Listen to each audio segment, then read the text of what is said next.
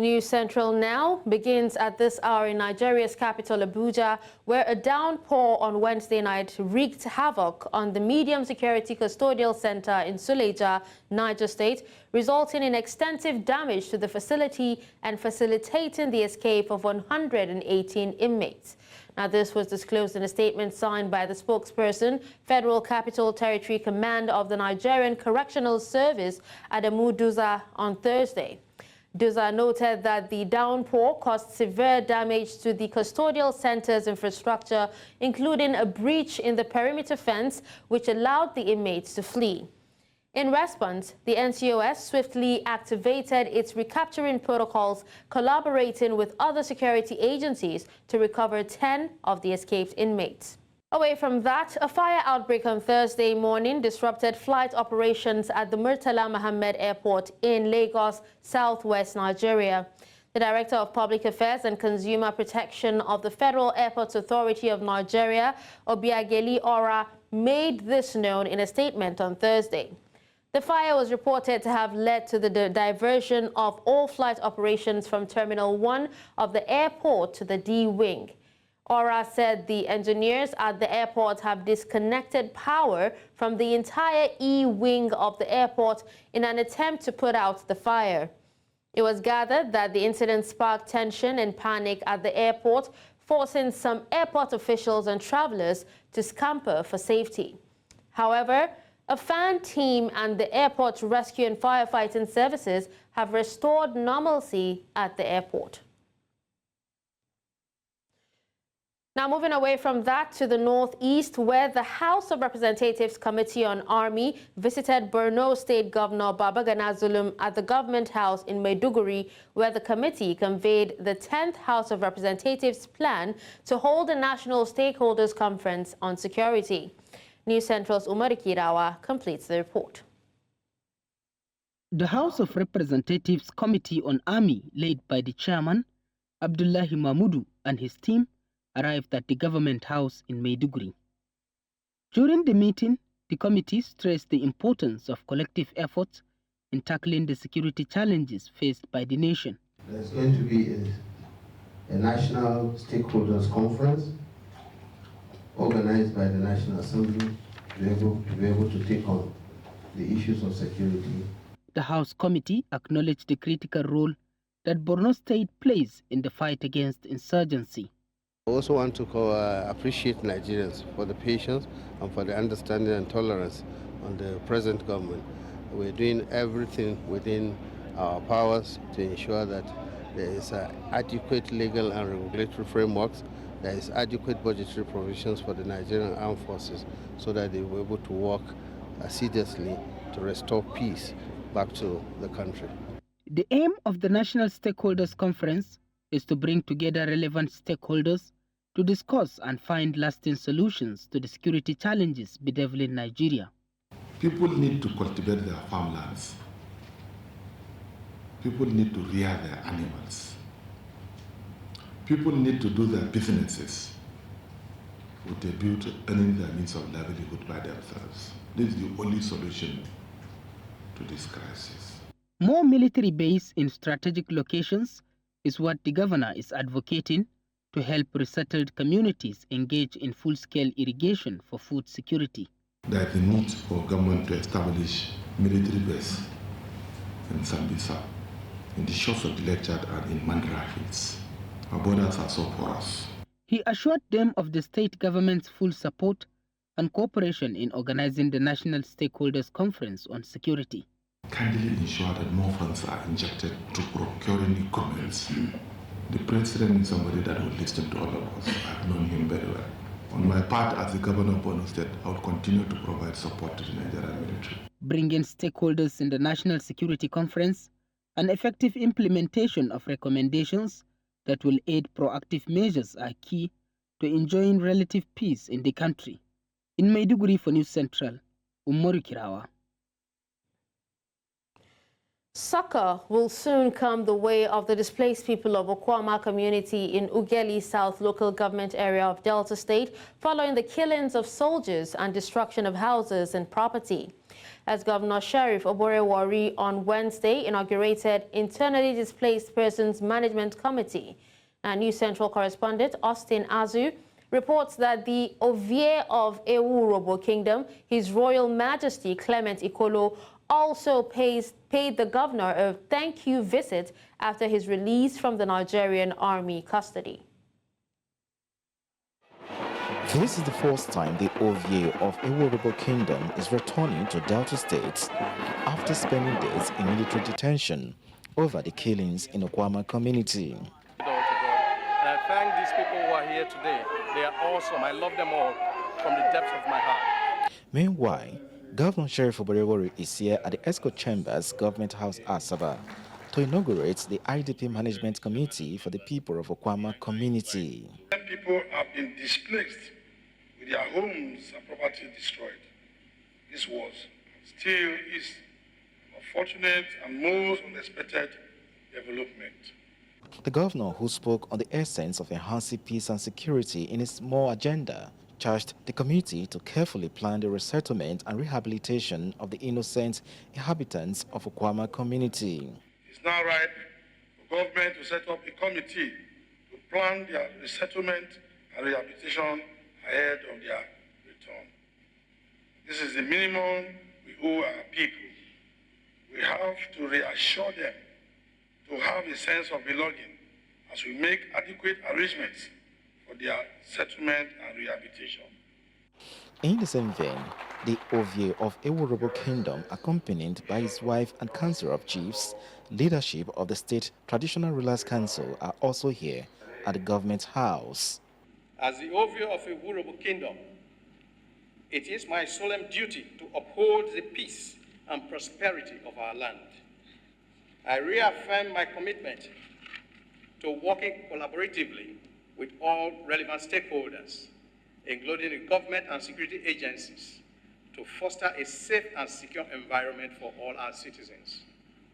In conclusion, despite the traumatic events of the past few weeks, I am in good health and sound mind. The challenge before you today is to put you together.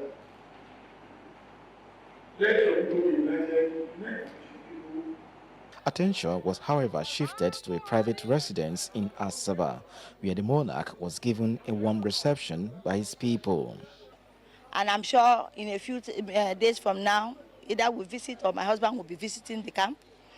And I want to thank each and everybody, and I want us to maintain peace. The truth will come out. The government will settle all issues outstanding. With the inauguration of the committee and return of the monarch to the state, there is huge expectation that the people of Okwama will soon return to their ancestral home to pick up what is left in their lives and begin again. In Asaba, Delta State, for News Central, Austin Azu. Now we move to politics, where the Ondo State People's Democratic Party governorship primary election, scheduled for the 25th of April 2024, will be conducted by a 7-man primary election committee headed by Bayelsa State Deputy Governor Lawrence Ekwojakpo. Erujakpo said even 7 aspirants have been cleared by the Senator Sam Egu screening committee to participate in the primary election. A total of 627 delegates from the 18 local government areas of the state are expected to elect the standard bearer of the party for the November 16, 2024 governorship election. Now joining us to tell us the latest is News Central Correspondent who is in Ondo State, venue of the primary, Niyi Omoniyi. Hello Niyi, thank you for joining us at this time. Thank you for having me, Dashin. All right, so go ahead and tell us the latest. Give us any updates you have on the primary, the PDP primary in Ondo State. Okay, so Dashin, we're at the arena. Let me just quickly put this on record that this same arena called the Dome is where the APC had their own coalition. The APC made this place their own coalition center just a few days ago. And a few days after now, the PDP is set to conduct its own primaries in the same arena. However, the structures are different. Let's remember that the APC had a direct primaries, but the PDP is having an indirect primaries, which entails having delegates nominate and even vote for the candidates of their choice. And let me just walk you through the process of what is happening here.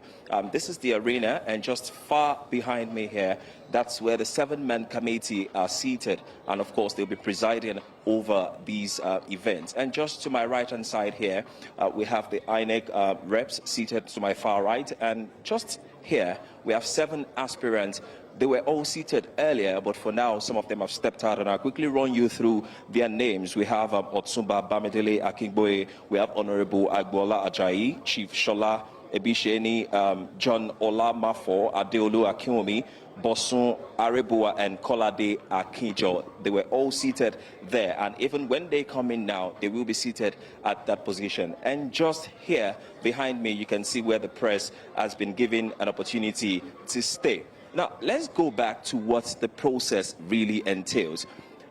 Just behind me, to my left-hand side here, you will see ballot boxes, cubicles already set up like you want to, like the way we have it in the normal gubernatorial election. Now, the process is simple. The delegates come in from the entrance, pick up their ballot papers. When they pick up their ballot papers, they move to the cubicles you see over there. The cubicles, we have about 7 of them, so they can take about 14 at a go on both sides. When they vote, they come to these ballot boxes strategically placed here. We have about 10 of them, and they put in their papers into the ballot boxes. And you can see it's strategically placed to avoid any itch whatsoever. Now, let's take you outside so we can see. If we remember, we mentioned that we have over 627 delegates from various local governments across the 18 local governments in Ondo State that are already gathered here. Some are still coming in, but accreditation is currently ongoing. But I'll just give you a view of what it looks like outside here. And if you see to my far right here, you see the multitude of people that are gathered there, and their local governments have been brandished on the walls, various places where they are to sit. So they're seated accordingly. Various delegates coming from different local government, depending on their numbers. From some local governments, it could be 6. From some, it could be 20. And we have, let me just run you through the list of local governments we have here. We have the Akoko North East local government. We have the Akoko Northwest. We have the Akoko Southeast, Akoko Southwest, Akure North, Akure South, Esodo local government, Idonre local government, Ifedore local government, Ilaje local government, and we have the Ileoluji, which is also known as the Okegbo local government. We have the Irele local government, we have the Odigbo local government, the Okitukpokwa local government, and Ondo West, Ondo East, Ose, and Owo local governments. If you can still see behind me, the numbers are huge. This is the place that has been made available for the delegates. It's a place that has been made available for the delegates. And I'm right here at the Akure South local government, and I have with me here the national delegate from Akure South, Mr. Adebayo David. Good afternoon, sir. How important is this assignment for you? Oh, very important, because this is a PDP governorship primary, and we have been in opposition. We now want to dethrone the incumbent government. So we are coming up, and because of that, we are using today to elect somebody who will know that is formidable, that can at least stand the test of time, that will throw out all those people who say they are in the government house, because it is time for PDP to occupy that government house. I do believe this is still a long way to go. This is just a first step out of many, because even when you appoint a flag bearer, they still need to meet the opposition in the November 16 election. And there's a whole lot people are looking up to their governor to be. Do you think the candidates, the aspirant that are here, if any of them are picked, are strong enough to stand against the incumbent? Yes, very much. because, like I said, PDP is the party to beat. The last time when PDP and the current government in power now contested, we knew what happened. It was at the Supreme Court that PDP was thrown out, because we are at the verge of taking this up there. Those are the tip of the iceberg. So I'm sure all the candidates of the PDP, whoever comes up, is going to be enough to take out the current government. And I can assure you, that's why we are here. We are all here to make sure we put heads together and elect somebody that is formidable enough to throw out the government. Mr. Rotimi Sunday, I see you're nodding your head in affirmation to some of the things he said. You're also a ward delegate. What are your opinions about this?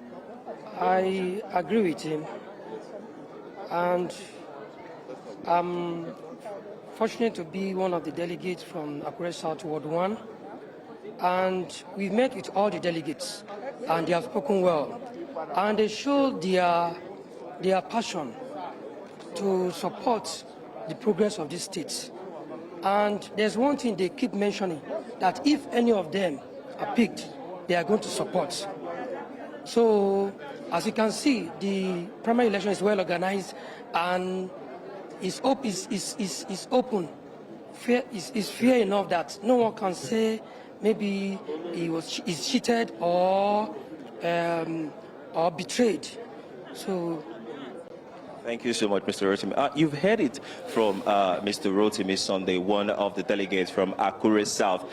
These are many more of the testament we've had from some of the delegates we've spoken with earlier and are even speaking with now. Let me just show you, let you have a view. Yes, Niyi. Well, while we're having that view, Niyi, can you please go ahead and tell us when the process is likely to commence? Well, we've been here set up for about 3 hours, and the process should have commenced because the committee are already set up. Everything is ready. The delegates' accreditation, I feel, is even almost over. We don't know when it will start, but everything seems set, and we're just waiting for the go-ahead of the committee chair to say it can start. So anytime soon, in a few minutes, hopefully, we kickstart this, because there's a whole lot of delegates here that are ready to exercise their franchise, and I want to believe this will take quite a while. Okay. Well, thank you so much, Niyi, for giving us that update. We will be reconnecting with you later for more updates. And with that, we'll take a quick break. And when we come back, News Central Now continues. Stay with us. Welcome back, and thank you for staying with us. Now, motorists in Abuja have complained about the continuous extortion from revenue collectors attached to the area councils within the capital. They say they continue to face harassment and extortion as they are allegedly forced to pay for several levies and unspecified penalties, including being issued fake receipts by the revenue collectors. Our correspondent, Imarayi Joshua, tells us more. Angry motorists being apprehended by area council revenue collectors. What did I do wrong? What did I do wrong? While many of these videos were captured with a hidden camera, the situation is clear as many of the victims express a sign of helplessness. I did wrong. I appealed for the paper. I went to the office. They did it. They did not tell me. That I have to go to different offices. Some of the motorists say they have been allegedly extorted and coerced into paying unspecified fines along with receiving fake receipts. That's for Amax. You paid for Amax. You paid everything.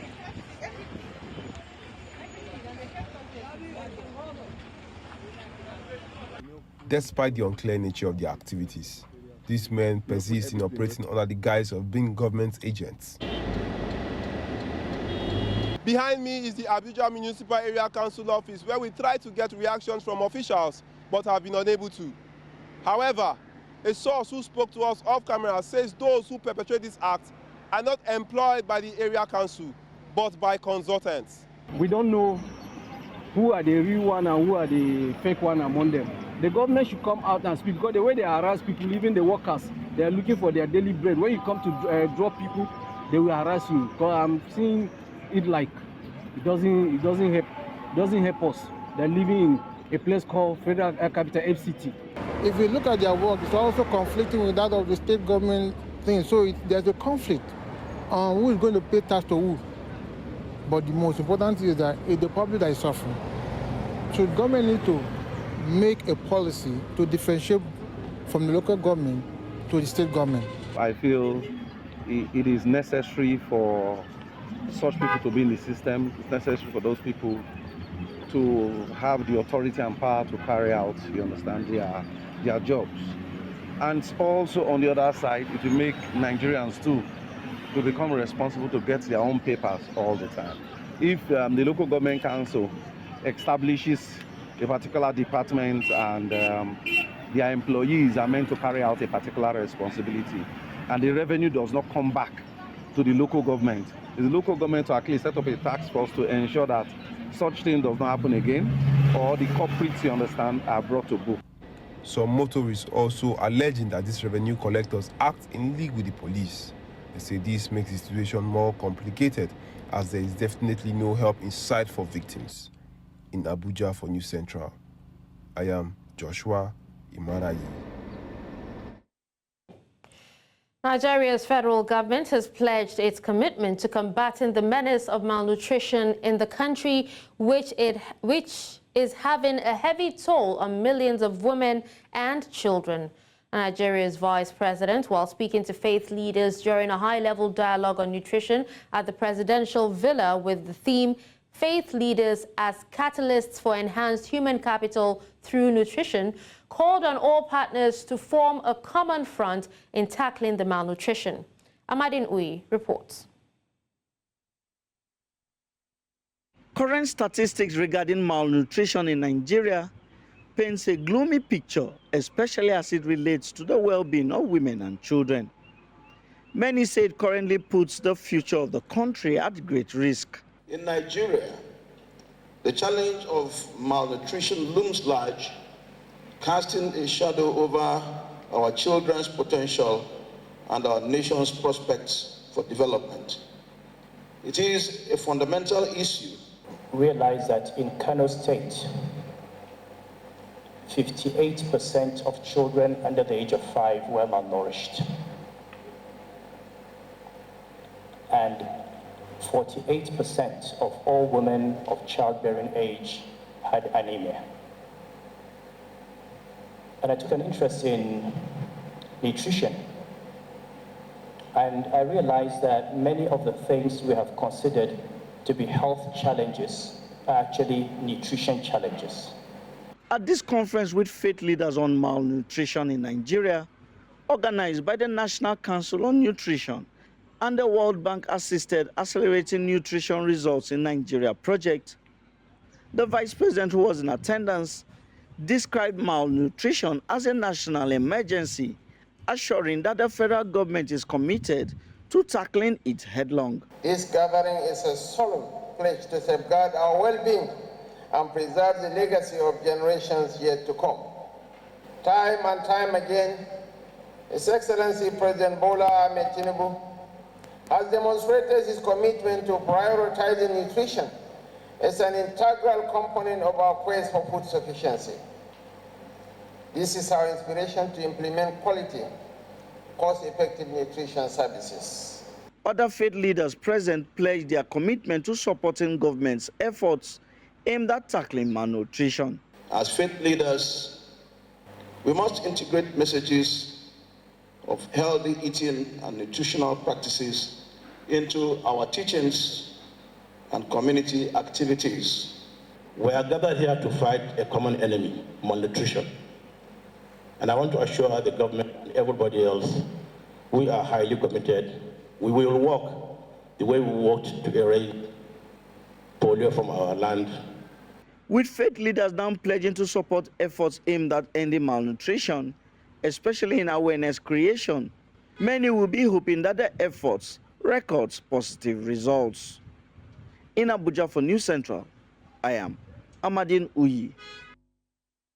Thank you, Amadine, for that report. Now, in a bid to commemorate the 2024 World Malaria Day, The Pediatric Association of Nigeria has stressed the need to not relent in the ongoing fight against malaria, with a focus on the theme, accelerating the fight against malaria for a more equitable world.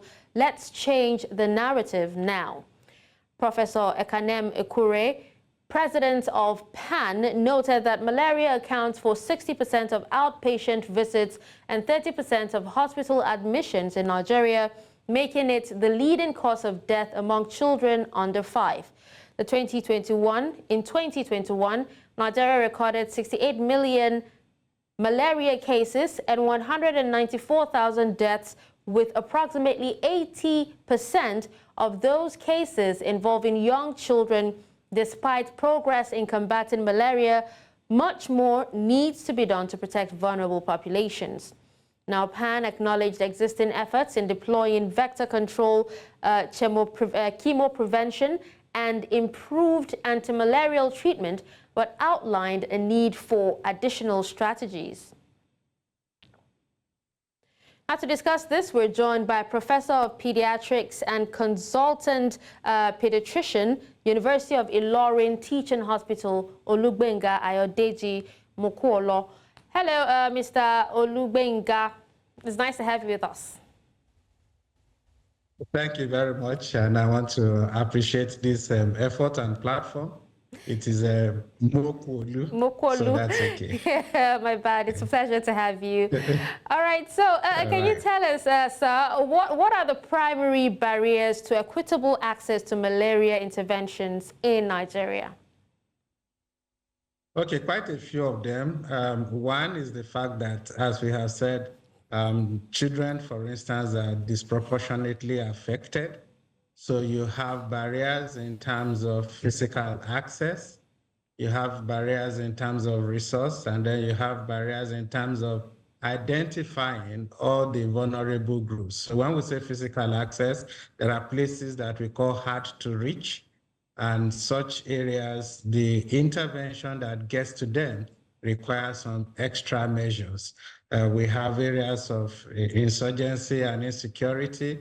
We have had to modify our approach in trying to get to those places.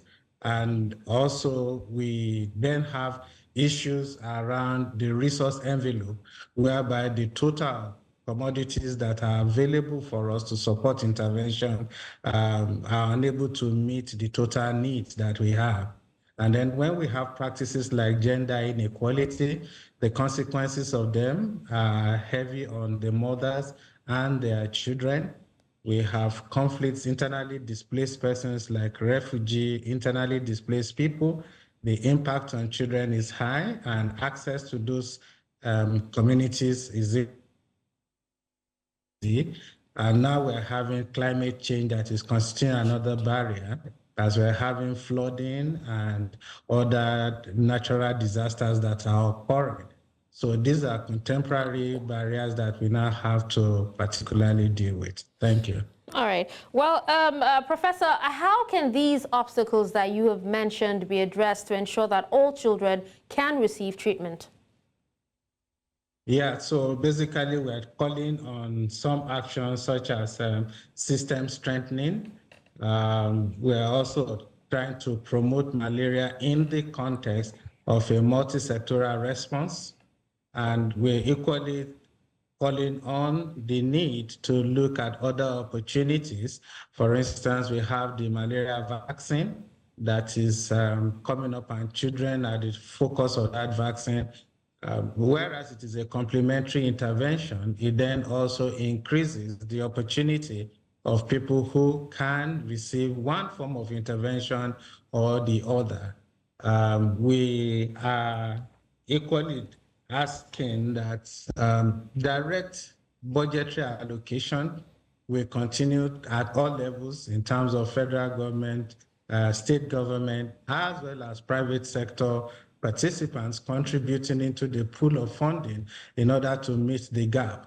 You will recall that. All right. Talking about meeting the gap, Professor, please, can you quickly give us some of the preventive methods for malaria? Okay, so broadly, prevention is categorized into two. We have vector control measures, We have, in that instance, on a broad sense, environmental, addressing the environment and proper development. Then we have the use of insecticide-treated nets. We have indoor residual spraying and lava source management. Then the second category of preventive measures are the chemopreventive actions. Some of them include what we call intermittent preventive therapy in pregnancy, seasonal malaria chemoprevention, which is done across areas of the northern part of the country down to the middle belt because of the seasonality of the rainfall. Then we have the perennial malaria chemoprevention, which is being carried out in the southern part of the country. And more recently, we're contemplating introducing intermittent preventive therapy in the school children in order to complete that loop of chemopreventive activities. All right, well, thank you so much for joining us and sharing your thoughts with us on this topic. Professor Olugbenga Ayodeji Mokuolu. Thank you. Yeah, thank you very much. You're welcome. It's a pleasure. The news continues in West Africa, where some critics in Togo say ruling Union for the Republic, UNIR party, will likely hold on to its large parliamentary majority in the country's April 29th elections. Now, this is despite ongoing controversy surrounding the constitutional reform approved by lawmakers earlier this month to switch the country from a presidential to a parliamentary system. Now, this is a change that opposition parties says will allow President Faure Gnassingbe to extend his grip on power. However, a lawyer and former Parliament Relations Minister Jean-Yves Degli says the country should not expect much from the legislative elections. Les élections législatives, il ne faut pas attendre grand-chose, on attend grand-chose. Déjà, aujourd'hui, sur le terrain, on a l'impression que l'opposition n'apparaît pas beaucoup. C'est vrai, dans un pays différent, dans un autre pays, les électeurs, s'ils ne sont pas contents avec ce changement de régime, auraient sanctionné clairement. The European Commissioner for Human Rights has called on Britain to scrap its plan of deporting asylum seekers to Rwanda. Now, this comes after the United Kingdom passed a bill to deport any asylum seeker who is in the country illegally. European highest right body says the United Kingdom government should refrain from removing people under the Rwanda policy and reverse the bill. The asylum seekers would have to await a decision on their application in Rwanda. The first flight carrying illegal immigrants from the UK to Rwanda is set to depart in July. Now, to discuss this, we're joined by Dr. Vusumuzi Sibanda, chairperson for the Africa Diaspora Forum. Hello, Doctor. Thank you so much for joining me at this time. Thank you very much. Good afternoon, and good afternoon to your viewers. Good afternoon. All right, so Britain on Monday passed a bill to have illegal immigrants deported to Rwanda, and this has actually caused a huge debate, with many disagreeing with this. What is your opinion on this? Well, look, legislators will always pass bills and acts, and the issue will be, will that pass, in terms of how it is aligned with the human rights law and the various conventions, that deal with, asylum seekers and refugees, like the 1951 Convention. Now, already, because the EU Commissioner has said that, Britain must scrap this, and the reason for that is that Rwanda is known that as a country, it has got a very bad human rights record. So this is not likely, to continue, because we foresee a situation where, any action towards implementing this law is going to be taken to court. And we know that last year the court ruled against this, and the likelihood is that again it is going to rule against this. Okay. Now, but Doctor, do you think that Rwanda is capable of accommodating refugees? The fact that we don't even know how many asylum seekers there are, and, we don't even know what races they're from.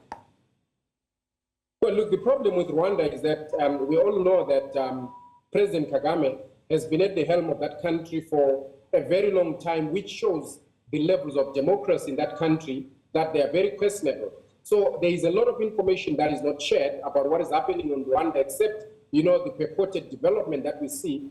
And therefore, the capacity for Rwanda to basically, you know, handle, you know, asylum seekers is very much questionable, because we've got a lot of people that are seeking asylum and refugee from Rwanda, running away from, you know, the dictatorship and the oppression and repression in that country. How much more for asylum seekers or refugees that are coming from other countries if they're going to be treated well? We are of the view that Rwanda is only doing it and happy to do it because it is looking at the incentive that is going to be generated from that, and probably to try and have a good name. Okay. Now, I seem to remember in November last year, the UK ruled that Rwanda is not a safe country to send refugees. Yet now, you know, the Prime Minister has actually given a green light for the bill. Now, would you say this is fair for immigrants, regardless of their status, you know, from entering the UK? It is definitely unfair, and you will remember that even then the Prime Minister vowed to continue, you know, with the bill, despite what the court ruled, you know, in saying that, you know, Rwanda is not a safe country or destination for asylum seekers and refugees, which is the reason why we are confident that this decision is likely going to be taken to court, and the court again will once again rule against that, because the purpose of the 1951 convention is to make sure that people are safe. So the form cannot trump, you know, substance. So what is going to happen basically is that the purpose for refugees and asylum seeker conventions is to ensure the safety of people. And if Rwanda and the court has ruled that it's not a safe destination, it would be impossible to send people there. And that's why I am of the view that definitely this matter is going to find itself back in a UK court, and the court is going to rule against the implementation of that act. All right, well, thank you so much, Dr. Vusumuzi Sibanda, for joining me and speaking on this. Thank you. All right, away from that, prominent Mauritanian human rights activist and opposition figure Biram Ould Daoud Abdi, now runner-up in the last presidential election, has announced his candidacy for the June 29th election. He made the announcement at a rally in Nouakchott, the Mauritanian capital. The first round will take place on June 29th, with a possible second round on July 14th. Mauritania President Mohamed Ould Ghazouani said he would run for a second term in presidential elections due in June. 67-year-old Ghazouani has been at the helm of the vast West African country since 2019 and provided stability in the Sahel region. Now, Ukraine has begun using long-range ballistic missiles secretly provided by the U.S. against invading Russian forces.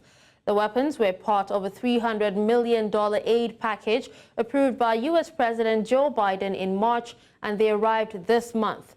They have already been used at least once to strike Russian targets in occupied Crimea. Biden has now signed a new $61 billion package of aid for Ukraine. The U.S. previously supplied Ukraine with a mid-range version of the Army tactical missile systems, but had been reluctant to send anything more powerful, partly over concerns about compromising U.S. military readiness. Palestinian militant group Hamas on Wednesday released a video of an Israeli-American man held hostage in Gaza who is seen alive and saying that the captives are living in hell. He identifies himself as Hirsch Goldberg Poland, 23 years, one of the hostages abducted from the Nova Music Festival in southern Israel during the Hamas attack on October 7th. Goldberg Poland was seriously wounded during his capture, and the video shows him missing a hand. It was unclear when or where the video was taken, though Goldberg Poland mentions being held hostage for almost 200 days. The Israel-Hamas war hit the 200-day mark on Tuesday. Posted on Hamas's official Telegram account, the footage shows Goldberg Poland likely speaking under duress, criticizing Israeli Prime Minister Benjamin Netanyahu's handling of the crisis and the military's failed attempts to bring the hostages home. שלום, קוראים לי הירש גולדברג פולין. אני הבן של יונתן ורייצ'ל. נולדתי ב3 ל-10 שנת 2000 בקליפורניה שבארצות הברית, והיום אני מתגורר עם משפחתי בירושלים. נחטפתי ב7 לאוקטובר במסיבה בחניון רעים. יצאתי לבלות עם החברים שלי, ובמקום מצאתי את עצמי נלחם על חיי עם פציעות קשות בכל הגוף, אחרי שניסיתי להגן בגופי על עצמי ועל עוד אזרחים מפוחדים. כי לא היה מי שיגן עלינו באותו היום. בנימין נתניהו וממשלת ישראל, אתם צריכים להתבייש בעצמכם. אתם צריכים להתבייש. בנימין...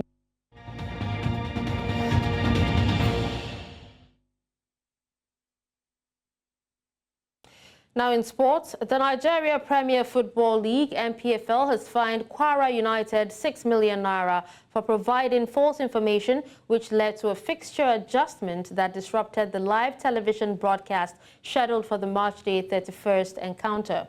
Now in a 2-count summary jurisdiction, the Ilorin-based club was charged for breach of rule C1-1 and B6-23, attracting a total fine of 6 million naira.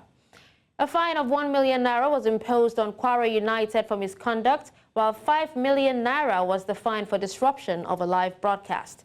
The club has 48 hours from the date of the notice to either submit to the decision or elect to appear before a disciplinary panel in line with Rule C26.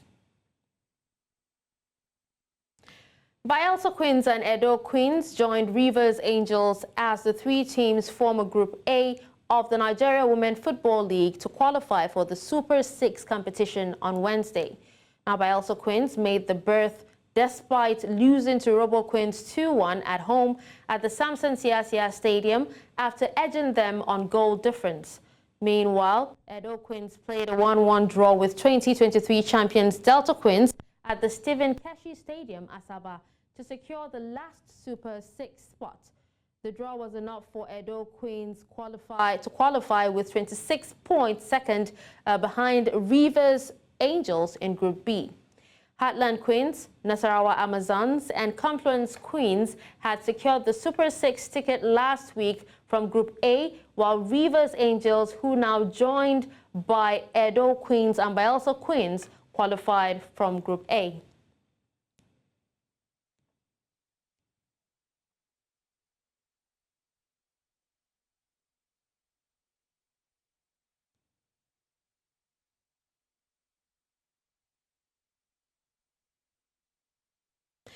And that's it on the news at this hour. But before we go, here's another look at some of our top stories. Over 100 inmates escape after storm destroys custodial center in Niger State. You also heard that EU Commissioner calls on Britain to scrap Rwanda asylum plan. Finally, we told you that human rights activists to run for president in Mauritania.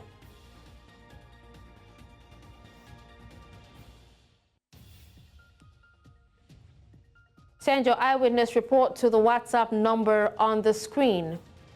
Do follow us on social media. We are at News Central TV. You can watch News Central live on DSTV channel 422, Star Times channel 274, Avo TV, and YouTube.